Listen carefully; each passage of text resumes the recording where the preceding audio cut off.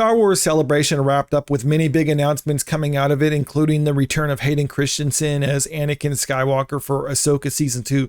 But one actor who's not going to be returning, or at least there's no plans to return, is the young actress who played Princess Leia in the Obi-Wan Kenobi series. And that's something that she's not really happy about and think that she should come back to Star Wars in her own series, essentially. After the Acolyte's failure, Princess Leia, a child actress, wants a strong female Star Wars universe. Princess Leia child actress Vivien Lyra Blair, who played the character in the Obi-Wan Kenobi series, is demanding less male-centric Star Wars and a strong female Star Wars universe.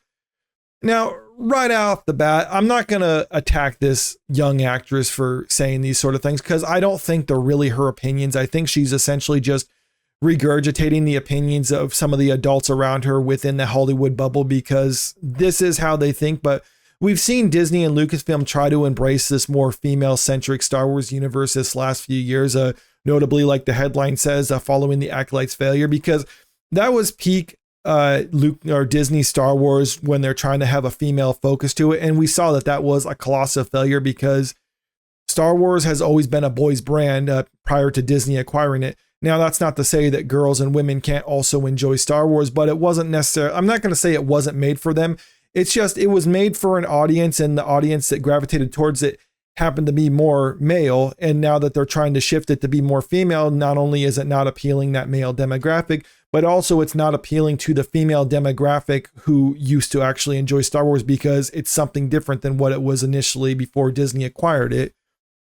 Speaking with Collider about her new Star Wars clothing line, Blair, who is 12, shared her thoughts about her vision for the future of Star Wars.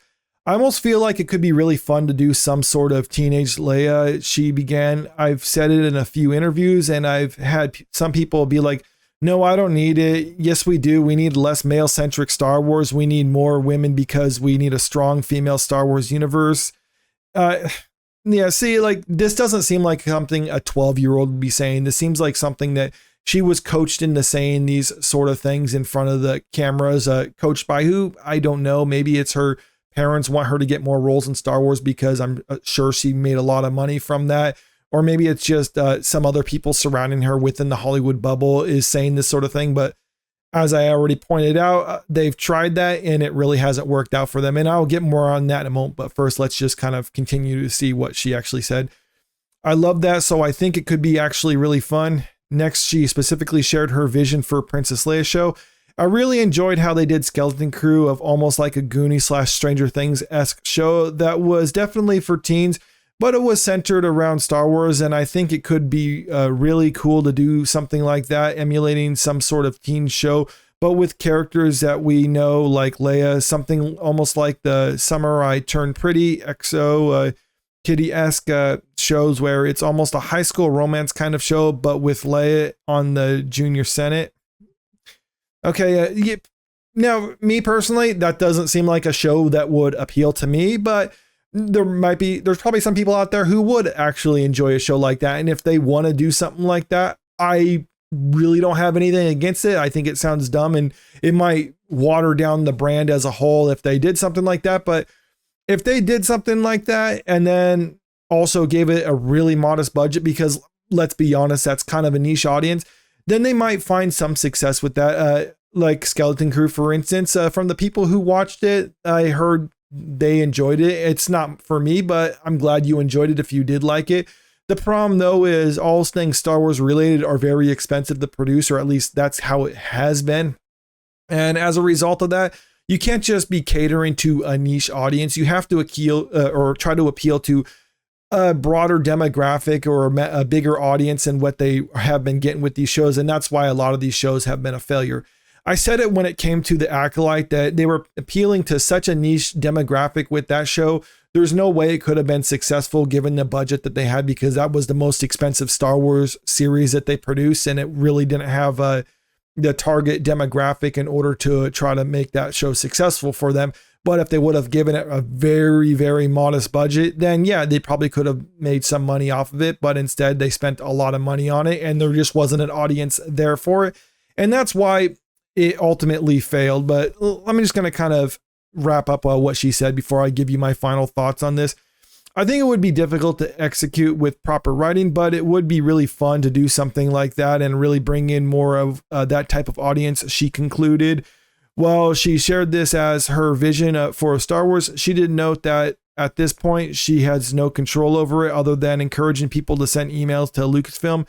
She said, I think it could be really fun to do something like that, but as far as Leia, there's nothing much really we can do unless there's a way better bomb. There's a way to letter bomb Lucasfilm. I think she's just saying a lot of letters, not literally send letter bombs. I just had to point that out. But I think for now, we'll just have to leave it up to fate for something like that.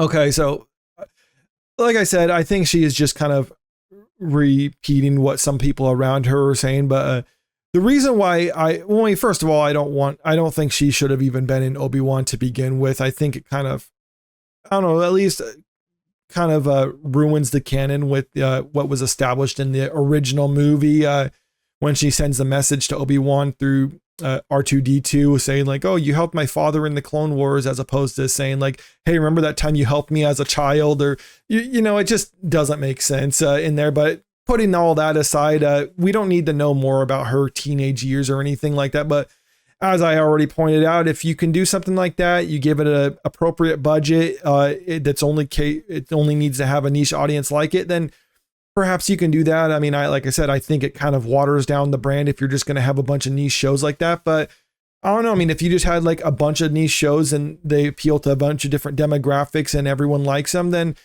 far be it for me to say that they shouldn't be doing that sort of thing. But the problem with what they've been doing when it comes to Star Wars and why it has been failing is I just think of it like a steakhouse. You have a large steakhouse, a big restaurant, a lot of overhead for it, but they have a lot of people coming in there because it's a successful restaurant and they're making plenty of money to cover everything. Okay, that's fine. But then you get some other group that buys out that restaurant. They're like, you know, we're going to change it now. We're going to make it a vegan restaurant.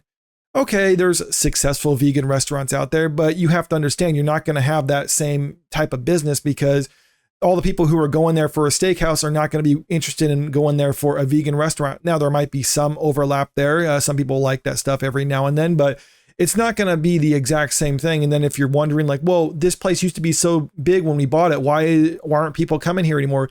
It's because you changed the focus of what you were trying to do as a restaurant. Now, you could have a successful vegan restaurant, but you really have to start over from scratch and treat it like something entirely different. Now, if you bought out a big place and you have a lot of overhead for that, well, then you're not going to be able to afford to run it. You would have been better suited just to come up with something different. So you have this big steakhouse and you're like, you know what? We're not going to buy that. We're just going to buy our own little restaurant, create a vegan restaurant and build it up from there, as opposed to buying this big place and then essentially trying to start over again. That's what Disney Star Wars has essentially done. They bought up an IP that was more appealing towards male audiences, and as I already said, female audiences could still enjoy it, but they enjoyed the same thing that it was prior to Disney Star Wars when it was more of a male-centric universe, or at least it was catering towards that type of demographic. Guys liked it, girls liked it, but when Disney bought it and they decided to try to change what it was, well, then you lost that male audience, and then the girls who were fans of Star Wars all of a sudden didn't like it as much either because it wasn't the Star Wars that they actually liked. Some of them may have liked that it was becoming more female focused and other things like that. But still, those females liked it when it was what they would refer to as the male centric Star Wars. And now they don't like it either, even though that it's trying to appeal, I would say pander, but it's trying to appeal to them. Well, it's still not appealing to them because that's not the Star Wars that they wanted. And that's essentially what Disney did. Now we're starting to see some signs that Disney has learned their lesson with them bringing back Hayden Christensen, just trying to almost retreat back to the well and going back to the Star Wars that people know and loved. Having more of that stuff come into it, or that Ryan Gosling, Sean Levy movie sounds like it's kind of becoming almost like a clean slate, or at least that's the impression I got, where they're trying to almost get rid of or kind of step away from what Disney Star Wars has done before and kind of do a fresh start with a Star Wars movie that is more akin to what we saw beforehand. Whether that actually works out remains to be seen. We'll have to keep up to date on what's going on when it comes to that movie. But maybe Disney has understood what from the failures like the Acolyte that they can't try to shift their target demographic with this. They have to try to appeal to the fan base that they essentially paid billions of dollars to acquire the rights to when they bought Star Wars and Lucasfilm from George Lucas. Now, a lot of people have since abandoned the franchise over the damage that they've done to it. Some people are willing to come back. Other people, not so much. Only time will tell, but let me know what you think about this in the comment section below. If Disney and Lucasfilm decided to try to make Star Wars back to how it was before they acquired the rights to it, are you interested in coming back? Or has there been so much damage you're not interested in Star Wars so long as the current leadership at Lucasfilm is still there? Comment below, let me know. And also, if you haven't already, make sure you click that subscribe button if you want to stay up to date with the latest entertainment news. And don't forget to click that like button and share this video out there because it really helps out with the channel. Thank you.